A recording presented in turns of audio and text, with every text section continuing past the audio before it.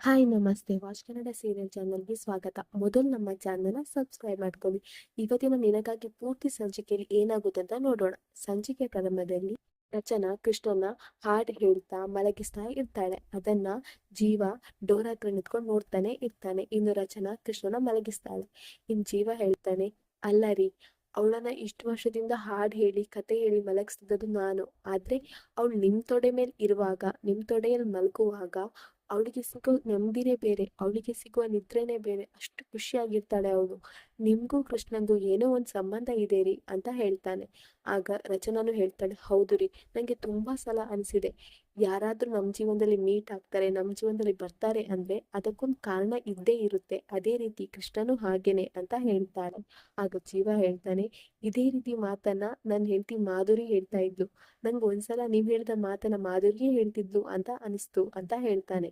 ಆಗ ರಚನಾ ಹೇಳ್ತಾಳೆ, ನೀವ್ ಯಾವಾಗ್ಲೂ ನಿಮ್ ಹೆಂಡತಿ ಮಾಧುರಿ ಬಗ್ಗೆ ಮಾತಾಡುವಾಗ ನಿಮ್ ಮುಖದಲ್ಲಿ ಒಂದು ಸ್ಮೈಲ್ ಇರುತ್ತೆ ಅಲ್ವಾ, ಅದ್ ನೋಡ್ಲಿಕ್ಕೆ ಖುಷಿ.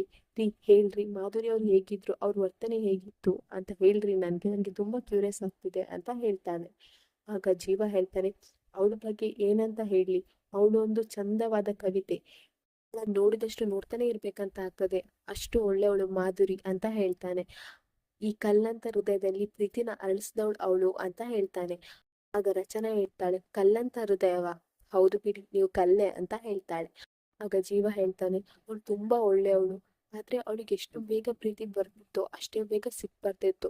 ನೀವ್ ಹೇಳ್ತೀರಲ್ವಾ ನನ್ ಸಿಟ್ಟೆ ತುಂಬಾ ಭಯಂಕರ ಅಂತ ಹೇಳ್ಕೊಂಡು, ಆದ್ರೆ ಅವಳ ಸಿಟ್ಟು ನೋಡಿದ್ರೆ ನನ್ಕಿಂತ ಡಬಲ್ ಇರ್ತಾ ಇತ್ತು. ಆದ್ರೆ ಒಂದು, ಎಷ್ಟು ಬೇಗ ಸಿಟ್ಟು ಮಾಡ್ಕೊಳ್ತಿದ್ಲು ಅಷ್ಟೇ ಬೇಗ ಕೂಲ್ ಆಗ್ತಾ ಇದ್ಲು. ನಿಮ್ಗೆ ಗೊತ್ತಾ ಅವಳ ಫ್ರೆಂಡ್ಸ್ ಯಾರು ಅಂತ ಗೊತ್ತಾ ನಿಮ್ಗೆ ಅಂತ ಹೇಳ್ತಾನೆ. ಆಗ ಆಗ ರಚನಾ ಹೇಳ್ತಾಳೆ, ಫ್ರೆಂಡ್ಸಾ ಅಂದ್ರೆ neighbour, high school friend, college friend, work friends ಹಾಗ ಅಂತ ಕೇಳ್ತಾಳೆ. ಅದಕ್ಕೆ ಜೀವ ಹೇಳ್ತಾನೆ, ಅಲ್ಲ ರೀ, ಅವಳ ಫ್ರೆಂಡ್ಸ್ ಯಾರು ಗೊತ್ತಾ, ಮನೆ ಕೆಲಸದವರು, ಹೂ ಮಾರುವವರು, ಹಾಲು ಹಾಕುವವರು, ಅಂಗಡಿಯವರು, ಅದೇ ಅವ್ರ ಫ್ರೆಂಡ್ಸ್. ಅವಳು ಅಷ್ಟು ಸಿಂಪಲ್ ಆಗಿರ್ತಾ ಇದ್ಲು, ತುಂಬಾ ಇಂಟ್ರೆಸ್ಟಿಂಗ್ ಹುಡುಗಿ ಅವಳು ಅಂತ ಹೇಳ್ತಾಳೆ. ಆಗ ರಚನಾ ಹೇಳ್ತಾಳೆ, ಎಷ್ಟು ಒಳ್ಳೆಯವ್ರಲ್ವಾ, ಎಷ್ಟು ಡೌನ್ ಟು ಅರ್ತ್ ಅಲ್ವಾ ಅಂತ ಹೇಳ್ತಾಳೆ.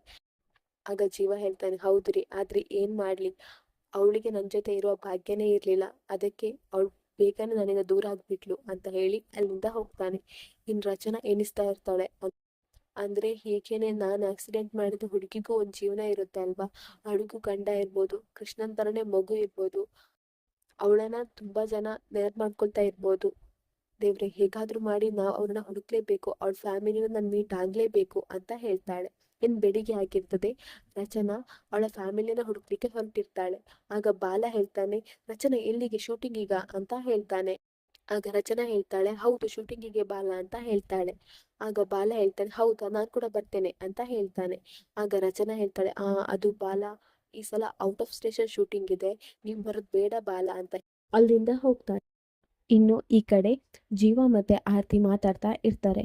ಇನ್ನು ಜೀವ ಹೇಳ್ತಾನೆ, ಇವತ್ತು ಒಳ್ಳೆ ಟೈಮ್, ನಾವಿವತ್ತು ಹೋಗ್ಲೇಬೇಕು, ಮನೇಲಿ ಯಾರೂ ಇಲ್ಲ, ರಚನಾ ಅವರು ಔಟ್ ಆಫ್ ಸ್ಟೇಷನ್ ಅಂತ ಹೇಳ್ಕೊಂಡು ಶೂಟಿಂಗ್ ಹೋಗಿದ್ದಾರೆ. ಇನ್ನು ಉಳ್ದವರೆಲ್ಲ ಅವ್ರ ಕೆಲಸದಲ್ಲಿ ತುಂಬಾ ಬ್ಯುಸಿ ಆಗಿರ್ತಾರೆ.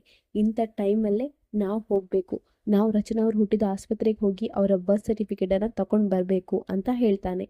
ಆಗ ಆರತಿ ಹೇಳ್ತಾಳೆ, ಜೀವ ಈಗ್ಲೇ ಹೋಗ್ಬೇಕಾ ಅಂತ ಹೇಳ್ತಾಳೆ. ಆಗ ಜೀವ ಹೇಳ್ತಾನೆ, ಹೌದು ಈಗ್ಲೇ ಹೋಗ್ಬೇಕು, ನಿಮ್ಗೆ ವಜ್ರೇಶ್ವರಿ ಬಗ್ಗೆ ಗೊತ್ತಿದೆ ಅಲ್ವಾ, ನಾವು ಒಂದ್ ಹೆಜ್ಜೆ ಇಟ್ರೆ ಆ 10 ಹೆಜ್ಜೆ ಇಡ್ತಾರೆ, ಅಂತ ಬ್ರಿಲಿಯಂಟ್ ಅವರು, ನಾವೀಗ ಹೋಗ್ಲೇಬೇಕು. ನಮ್ಗಿಂತ ಮುಂಚೆ ಬೇರೆಯವರು ಆ ಬರ್ತ್ ಸರ್ಟಿಫಿಕೇಟ್ ಮೇಲೆ ಕೈ ಹಾಕುವ ಮೊದಲೇ ನಾವು ಹೋಗಿ ಬರ್ತ್ ಸರ್ಟಿಫಿಕೇಟ್ ಅನ್ನು ತಗೊಂಡ್ ಬರ್ಲೇಬೇಕು ಅಂತ ಹೇಳ್ತಾರೆ. ಆಗ ಆರತಿ ಹೇಳ್ತಾಳೆ, ಆಯ್ತು ಜೀವ, ಒಂದ್ ನಿಮಿಷ ಇಲ್ಲೇ ನಿಂತ್ಕೊ, ನಾನು ಈ ಫೋನ್ ತಗೊಂಡ್ ಬರ್ತೇನೆ ಅಂತ ಹೇಳಿ ಒಳಗ್ ಹೋಗ್ತಾಳೆ.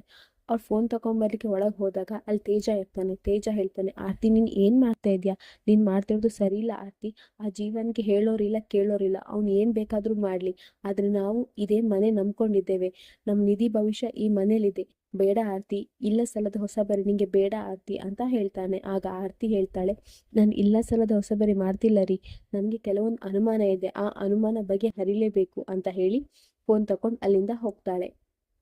ಇನ್ನು ಈ ಕಡೆ ಮನೋಹರನ ವಜ್ರೇಶ್ವರಿ ಕರೀತಾಳೆ. ಕರೆದು ಹೇಳ್ತಾಳೆ, ನೋಡು, ರಚನಾ ನನ್ನ ಮಗಳು ಅಲ್ಲ ಅನ್ನೋ ಡೌಟ್ ಆ ಜೀವಾಗ ಬಂದಿದೆ.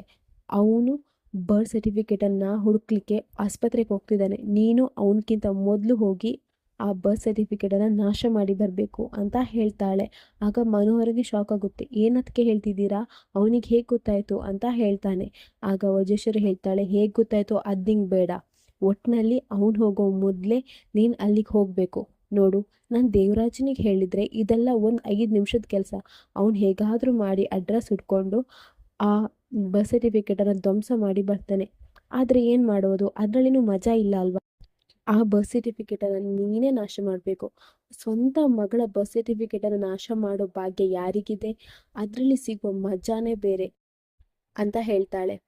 ನೋಡು, ಈ ಕೆಲಸ ನೀನು ಮಾಡಲಿಲ್ಲ ಅಂದರೆ ನಿಂಗೆ ಗೊತ್ತಲ್ಲ, ರಚನಾ ಈಗ ಹೋಗ್ತಿದ್ದಾಳೆ ಕಾರಲ್ಲಿ, ಎದುರುಗಡೆ ತುಂಬಾ ಲಾರಿ ಇದೆ, ಏನಾದರೂ ಆಗ್ಬಿಟ್ರೆ ನೆನಪಿಟ್ಕೊ ಹೋಗ್ತೀಯಲ್ವಾ ಅಂತ ಹೇಳ್ತಾಳೆ. ಆಗ ಮನೋಹರ್ ಹೇಳ್ತಾನೆ, ಆಯಿತು ಅತ್ತಿಗೆ, ನಿಮ್ಮ ಮಗಳಿಗೆ ಏನೂ ಮಾಡಬೇಡಿ ಅಂತ ಹೇಳಿ ಅಲ್ಲಿಂದ ಹೋಗ್ತಾನೆ. ಇನ್ನು ಈ ಕಡೆ ಕೃಷ್ಣ ಅಳ್ತಾ ಇರ್ತಾಳೆ. ಕ್ಲಾಸ್ ಟೀಚರ್ ಬಂದು ಕೇಳ್ತಾರೆ, ಏನಾಯ್ತು ಕೃಷ್ಣ ಅಂತ ಕೇಳ್ತಾರೆ. ಆಗ ಕೃಷ್ಣ ಹೇಳ್ತಾಳೆ, ಟೀಚರ್ ನನಗೆ ಅಜ್ಜಿ ಲಾಕೆಟ್ ಕೊಟ್ಟಿದ್ರು, ಆ ಲಾಕೆಟ್ ಇಲ್ಲೇ ಎಲ್ಲೋ ಕಳೆದೋಯ್ತು, ನಾನು ಆಟ ಆಡ್ತಿದ್ದೆ ಟೀಚರ್, ನನಗೆ ಆ ಲಾಕೆಟ್ ಬೇಕು ಅಂತ ಒಂದೇ ಸಮನೆ ಅಳ್ತಾ ಇರ್ತಾರೆ. ಆಗ ಟೀಚರ್ ಎಷ್ಟೇ ಸಮಾಧಾನ ಮಾಡಿದ್ರು ಕೃಷ್ಣ ಸಮಾಧಾನನೇ ಆಗ್ತಾ ಇರಲ್ಲ. ಆಗ ಟೀಚರ್ ರಚನಂಗೆ ಕಾಲ್ ಮಾಡ್ತಾರೆ. ಆಗ ಫೋನಲ್ಲಿ ಕೃಷ್ಣ ಮಾತಾಡ್ತಾಳೆ, ಅಮ್ಮ ನನ್ನ ಲಾಕೆಟ್ ಕಳೆದೋಯ್ತು ಅಮ್ಮ, ನಿನ್ನೆ ಅಷ್ಟೇ ಅಜ್ಜಿ ಕೊಟ್ಟಿದ್ರು, ನಂಗೆ ಲಾಕೆಟ್ ಬೇಕಮ್ಮ, ನೀವು ಬನ್ನಿ, ವಾಪಸ್ ಬನ್ನಿ, ನನಗೆ ಲಾಕೆಟ್ ಹುಡುಕಿ ಕೊಡಿ ಅಮ್ಮ ಅಂತ ಹೇಳ್ತಾಳೆ. ಆಗ ರಚನೆಗೆ ಏನು ಮಾಡಬೇಕಂತ ಗೊತ್ತಾಗಲ್ಲ. ಕೃಷ್ಣ ಅಳ್ತಿರೋದು ನೋಡಿ ಅವಳಿಗೆ ಮನಸ್ಸು ತಡೆಯಲ್ಲ. ಅವಳು ಕಾರ್ ಟರ್ನ್ ಮಾಡಿಕೊಂಡು ವಾಪಸ್ ಸ್ಕೂಲಿಗೆ ಹೋಗ್ತಾಳೆ. ಸ್ಕೂಲಿಗೆ ಹೋಗಿ ಕೃಷ್ಣನ ತುಂಬಾ ಸಮಾಧಾನ ಮಾಡ್ತಾಳೆ. ಕೃಷ್ಣ, ನೀನು ಅಳಬಾರ್ದು, ನೀನು ಸ್ಟ್ರಾಂಗ್ ಅಲ್ವಾ, ಅಳಬಾರ್ದು, ಈಗ ಹೇಳು, ಲಾಕೆಟ್ ಎಲ್ಲಿ ಹೋಯ್ತು, ಎಲ್ಲಿ ಇಟ್ಟೆ ಅಂತ ಹೇಳ್ತಾಳೆ. ಆಗ ಕೃಷ್ಣ ಹೇಳ್ತಾಳೆ, ಅಮ್ಮ ನಾನು ಆಟಾಡ್ತಾ ಇದ್ದೆ, ಆವಾಗ ಲಾಕೆಟ್ ನನ್ನ ಮುಖಕ್ಕೆ ತಾಗ್ತಾ ಇತ್ತು, ಅದಕ್ಕೆ ಅದನ್ನು ತೆಗೆದಿಟ್ಟೆ, ಆದರೆ ಎಲ್ಲಿಟ್ಟೆ ಅಂತ ನಂಗೆ ನೆನಪೇ ಬರ್ತಿಲ್ಲ ಅಮ್ಮ ಅಂತ ಹೇಳ್ತಾಳೆ. ಕೂಗ್ತಾನೆ ಇರ್ತಾಳೆ. ಆಗ ರಚನಾ ಹೇಳ್ತಾಳೆ, ನೋಡು ಕೃಷ್ಣ, ಕೂಗಬೇಡ, ಎಲ್ಲೋ ಇಟ್ಟಿರ್ತೀಯ, ನೀನು ತುಂಬ ಟೆನ್ಷನ್ ಆಗಿದೆಯಲ್ವಾ, ಅದಕ್ಕೆ ಅದು ನಿಂಗೆ ನೆನಪಿಗೆ ಬರ್ತಾಯಿಲ್ಲ, ಪರವಾಗಿಲ್ಲ, ನಾವೆಲ್ಲರೂ ಇಡೀ ಸ್ಕೂಲ್ ಹುಡ್ಕೋಣ ಅಂತ ಹೇಳಿ ಹುಡುಕ್ತಾ ಇರ್ತಾರೆ. ಇನ್ನು ಈ ಕಡೆ ಜೀವ ಮತ್ತು ಆರತಿ ಆಸ್ಪತ್ರೆಗೆ ಹೋಗ್ತಾರೆ. ಆಸ್ಪತ್ರೆಗೆ ಹೋಗಿ ಅಲ್ಲಿ ಕೇಳ್ತಾರೆ, ರಚನಾ ಬರ್ತ್ ಸರ್ಟಿಫಿಕೇಟ್ ಬೇಕಿತ್ತು, ಸಿಗ್ಬೋದಾ, ನಮ್ಗೆ ಕಳೆದೋಗಿದೆ, ಸ್ವಲ್ಪ ಕೊಡ್ತೀರಾ ಅಂತ ಕೇಳ್ತಾರೆ. ಆಗ ಅಲ್ಲಿದ್ದವ್ರು ಜೋರು ಮಾಡ್ತಾರೆ, ರೀ, ಎಷ್ಟು ಜನ ಅಂತ ಬರ್ತೀರಾ, ಆಗಷ್ಟೇ ಒಬ್ಬ ವ್ಯಕ್ತಿ ಬಂದು ರಚನಾ ಬರ್ತ್ ಸರ್ಟಿಫಿಕೇಟ್ ಕೇಳಿದ್ರು, ಇವಾಗ ನೀವು ಬಂದ್ರಿ, ನಿಮ್ಗೆ ಹೇಳಿದ ಅರ್ಥ ಆಗಲ್ವಾ, ನಾನು ಕೊಡಲ್ಲ ಅಂದರೆ ಕೊಡಲ್ಲ, ನೀವು ಇಲ್ಲೇ ನಿಂತ್ಕೊಂಡ್ರೆ ಈಗ ಪೊಲೀಸಿಗೆ ಫೋನ್ ಮಾಡ್ತೇನೆ ಅಂತ ಹೆದರಿಸ್ತಾಳೆ. ಆಗ ಜೀವ ಮತ್ತು ಆರತಿ ಬೇಡ ಬೇಡ ಅಂತ ಹೇಳಿ ಅಲ್ಲಿಂದ ಹೊರಗೆ ಬರ್ತಾರೆ. ಆಗ ಆರತಿ ಹೇಳ್ತಾಳೆ, ಅಲ್ಲ ಜೀವ, ನಮಗಿಂತ ಮೊದಲು ಬಂದು ಯಾರು ಬರ್ತ್ ಸರ್ಟಿಫಿಕೇಟ್ ಕೇಳಿದ್ರು, ಅದು ಇವತ್ತೇ, ರಚನಾ ಬರ್ತ್ ಸರ್ಟಿಫಿಕೇಟ್ ಯಾರಿಗೆ ಬೇಕಾಗಿತ್ತು ನಮ್ಗಿಂತ ಅಂತ ಕೇಳ್ತಾಳೆ. ಆಗ ಜೀವ ಹೇಳ್ತಾನೆ, ಹೌದಮ್ಮ, ಯಾರೂ ರಚನನ ಹಿಂದೆ ಬಿದ್ದಿದ್ದಾರೆ ಅಂದರೆ ರಚನನ ಮರ್ಮ ಬೇರೆನೇ ಇದೆ, ಅವಳ ಹಿಂದೆ ತುಂಬಾ ರಹಸ್ಯ ಇದೆ, ಅದನ್ನು ನಾವು ಭೇದಿಸಲೇಬೇಕು, ಅದನ್ನು ನಾವು ಕಣ್ಮುಂದೆ ತರಲೇಬೇಕಂತ ಹೇಳಿ ಅವನು ಕಾಂಪೌಂಡರ್ ವೇಷ ಹಾಕೊಂಡು ಬರ್ತಾನೆ. ಆಗ ಆರತಿ ಖುಷಿಯಾಗುತ್ತೆ, ಸಖತ್ ಪ್ಲ್ಯಾನ್ ಜೀವ, ಇದು ಈ ರೀತಿ ನೀನು ಹೋಗಬೇಕು ಅಂತ ಹೇಳ್ತಾಳೆ. ಇನ್ನು ಜೀವ ಹೇಳ್ತಾನೆ, ಅಮ್ಮ ನಾನು ಒಳಗೆ ಹೋಗ್ತೇನೆ, ನೀವು ಹೊರಗೆ ನಿಂತೀರಿ ಅಂತ ಹೇಳ್ತಾನೆ. ಇನ್ನು ಜೀವ ಬರ್ತ್ ಸರ್ಟಿಫಿಕೇಟರ್ ಇರೋ ರೂಮಿಗೆ ಹೋಗ್ತಾನೆ. ಅಲ್ಲಿಗೆ ಸಂಚಿಕೆ ಮುಗಿಯುತ್ತೆ. ನಮ್ಮ watch Kannada serial channel subscribe ಮಾಡ್ಕೊಳ್ಳಿ.